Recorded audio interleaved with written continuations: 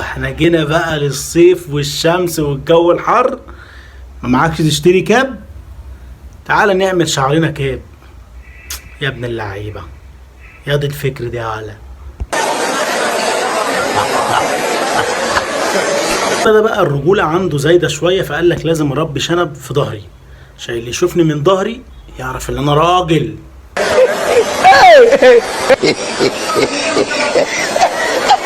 ده بقى كان حلم حياته، ان يعمل حتة ارض وملعب ويأجره ويكسب بقى فلوس من ايجار الساعات والليلة دي، فمعهوش، فيعني قام عامل ملعب فوق دماغه وربنا يرزقه بقى ان شاء الله كده ويعرف يأجره.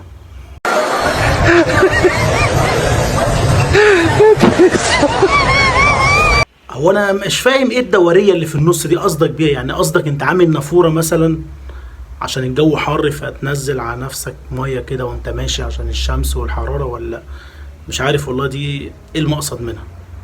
ماشي.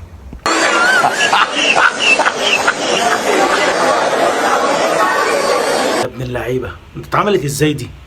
وهتفضل طول الوقت موطي كده؟ ما انت شايل حمل فوق دماغك، الله يكون في عونك يا ابني. هو انتوا خليتوني احمد ربنا ان انا ما عنديش شعر، الحمد لله.